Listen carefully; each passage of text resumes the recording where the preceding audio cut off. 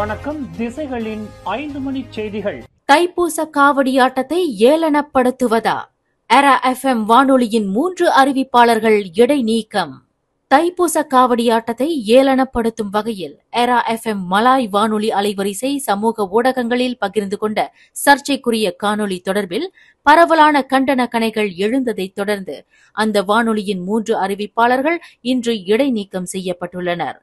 இதனை எரா FM வானொலி அலைவரிசையை வழிநடத்தி வரும் பிரதான நிறுவனமான ஆஸ்ட்ரோ ஆடியோ தெரிவித்துள்ளது. நபில் ஹமாட், அசர் ஜஸ்மின் ஜான் லூயிஸ் ஜெஃப்ரி மற்றும் ரடீன் அமீர் எஃபெண்டி ஆகிய 3 அறிவிப்பாளர்கள் சம்பந்தப்பட்ட இந்த விவகாரம் விசாரணை செய்யப்பட்டு வருவதால் அடுத்த அறிவிப்பு வரும் வரையில் அந்த 3 அறிவிப்பாளர்களும் எரா FM வானொலி ஒலிபரப்பில் இருந்து தற்காலிகமாக விலக்கப்பட்டுள்ளனர் என்று ஆஸ்ட்ரோ ஆடியோ ஒரு அறிக்கையில் குறிப்பிட்டுள்ளது. அந்த 3 அறிவிப்பாளர்களும் தாங்கள் செய்த தவற்றை ஒப்புக்கொண்டு பகிரங்க மன்னிப்பு கேட்டுக் கொண்டுள்ளனர். எனினும் ஓர் ஒலிபரப்பு நிறுவனத்தின் பொறுப்பையும் கடமையையும் தாங்கள் உணர்ந்திருப்பதால் இவ்விவகாரத்தை தாங்கள் கடுமையாக கருதுவதாக அந்த நிறுவனம் தனது அறிக்கையில் தெரிவித்துள்ளது. தைப்பூச திருநாளில் முருகன் ஆலயங்களில் வழிபாட்டின் முக்கிய கூறாக விளங்கும் காவடியாட்டத்தை சிறுமைப்படுத்தும் வகையில் அந்த அறிவிப்பாளர்கள் வேல்வேல் என்று முழக்கமிட்டவாறு ஏளன செயலில் ஈடுபட்டதற்கு இந்துக்கள் பலர் தங்கள் கண்டனங்களை பதிவு செய்துள்ளனர். தனது முன்னாள் காதலனின் அலுவலகத்திற்குள் அத்துமீறி நுழைந்ததாக குற்றம் சாட்டப்பட்டிருந்த ஆசிரியை ரீதா நடராஜா இன்று ஸ்லிம் ரிவர் மஜிஸ்ட்ரேட் நீதிமன்றத்தில் விடுதலை செய்யப்பட்டார். ரீதாவிற்கு எதிரான வழக்கு விசாரணையை தொடரப்போவதில்லை என்றும் வழக்கை மீட்டுக் கொள்ளுமாறு ஆசிரியை ரீதா சார்பில் செய்து கொள்ளப்பட்ட பிரதிநிதித்துவ மனுவிற்கு பேரா மாநில பப்ளிக் ப்ராசிக்யூட்டர் அலுவலகம் அனுமதி வழங்கியதாகவும் ப்ராசிக்யூட்டர் தரப்பினர் இன்று நீதிமன்றத்தில் தெரிவித்தனர். ப்ராசிக்யூட்டர் தரப்பின் இந்த விண்ணப்பத்தை தொடர்ந்து 42 வயதான ஆசிரியை ரீதாவை குற்றச்சாட்டிலிருந்து விடுவிப்பதாக மஜிஸ்ட்ரேட் புல்ரானி கோ தமது தீர்ப்பில் தெரிவித்தார். கடந்த ஆண்டு மார்ச் மாதம் 3ஆம் தேதி பேரா முவாலிம் மாவட்டத்திற்கு உட்பட்ட கிளினிக் ஒன்றில் தனது முன்னாள் காதலன் 35 வயது பி நவநீத் என்பவரின் அலுவலகத்திற்குள் அத்துமீறி நுழைந்ததாக புறப்பாட நடவடிக்கையின் துணை தலைமை ஆசிரியரான ரீதா கடந்த ஆண்டு செப்டம்பர் மாதம் 30ஆம் தேதி ஸ்லிம் ரிவர் மஜிஸ்ட்ரேட் நீதிமன்றத்தில் குற்றம் சாட்டப்பட்டிருந்தார். குற்றவாளி என்று நிரூபிக்கப்பட்டால் கூடியபட்சம் 6 மாத சிறை அல்லது 3000 ரிங்கிட் அபராதம் அல்லது இரண்டுமே விதிக்க வகை செய்யும் குற்றவியல் சட்டம் 447 பிரிவின் கீழ் ஆசிரியை ரீதா குற்றம் சாட்டப்பட்டிருந்தார். எனினும் ஆசிரியை ரீதாவிற்கு எதிராக கொண்டுவரப்பட்டுள்ள குற்றச்சாட்டு அடிப்படையற்றது என்றும் அந்த குற்றச்சாட்டுகள் ஏன் மீட்டுக் கொள்ளப்பட வேண்டும் என்று ரீதாவின் வழக்கறிஞர் பேரா மாநில பப்ளிக் ப்ராசிக்யூட்டர் அலுவலகத்திற்கு மிக விளக்கமாக ஒரு பிரதிநிதித்துவ மனு சமர்ப்பித்திருந்தார். ஏன் இந்த வழக்கு தொடரப்படக்கூடாது, ஏன் இந்த குற்றச்சாட்டு அடிப்படையற்றது என்பதற்கு புகைப்படங்கள் உட்பட தேவையான ஆதாரங்கள் பேரா மாநில பப்ளிக் ப்ராசிக்யூட்டர் தலைவருக்கு பிரதிநிதித்துவ மனு மூலம் சமர்ப்பிக்கப்பட்டதாக ரீதாவின் வழக்கறிஞர் தெரிவித்தார்.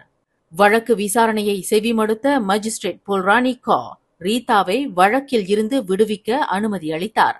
அத்துடன் அந்த ஆசிரியைக்கு எதிரான வழக்கு மீட்டுக் கொள்ளப்பட்டது தொடர்பில் கல்வி அமைச்சு உட்பட சம்பந்தப்பட்ட இலாகாவிற்கு நீதிமன்றம் கடிதம் வாயிலாக தெரியப்படுத்தும் என்றார்.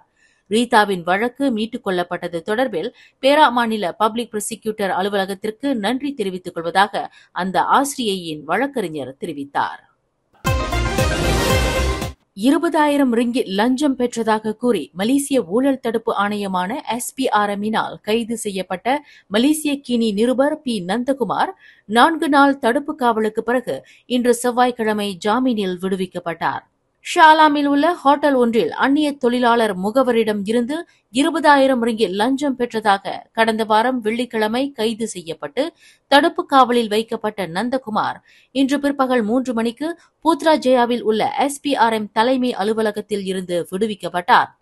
நந்தகுமாருக்கு விதிக்கப்பட்ட 10,000 ரிங்கிட் ஜாமீன் பணத்தை மலேசிய கினியின் நிர்வாக ஆசிரியர் RK ஆனந்த் செலுத்தினார். உடன் நந்தகுமாரின் மனைவியும் காணப்பட்டார். பாகிஸ்தான் ஏஜென்ட்டுடன் கூட்டாக சேர்ந்து அந்நிய தொழிலாளர்கள் இறக்குமதி செய்யும் சட்டவிரோத நடவடிக்கை தொடர்பாக தொடர்ந்து மலேசிய கினியில் செய்தி வெளியிடாமல் இருக்க வேண்டுமானால் தனக்கு 1 லட்சம் ரிங்கிட் லஞ்சம் கொடுக்குமாறு அந்த நிருபர் பேரம் பேசியதாகவும் பின்னர் 20,000 வெள்ளியை லஞ்ச பணமாக பெற்றதாகவும் SPRM தெரிவித்திருந்தது.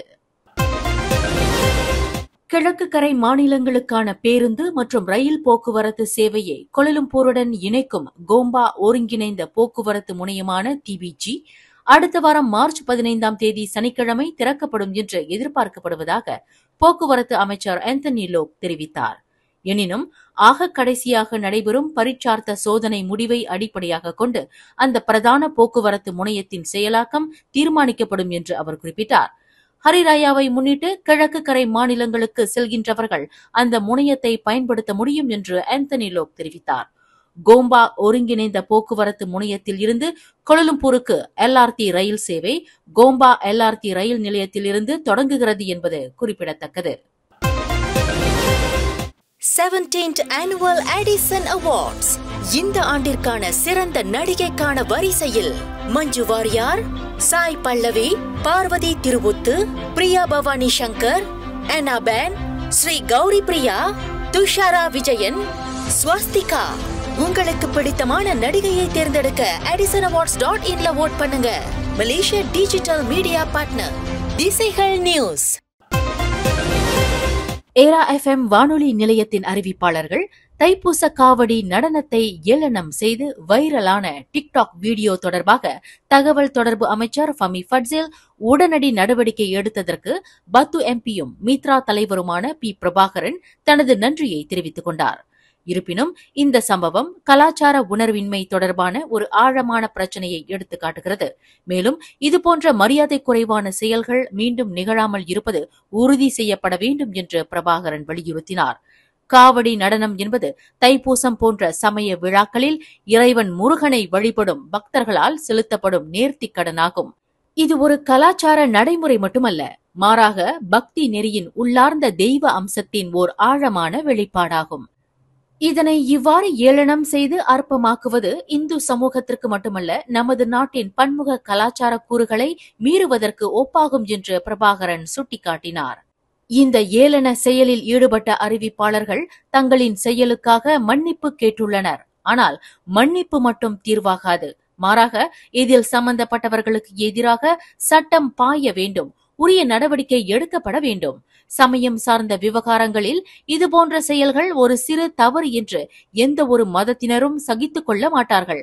அதேவேளையில் ஏரா FMஇன் பிரதான நிறுவனமான ஆஸ்ட்ரோ இதுபோன்ற சம்பவங்கள் மீண்டும் நிகழாது என்பதை உறுதி செய்ய வேண்டும் என்று பிரபாகரன் வலியுறுத்தியுள்ளார்.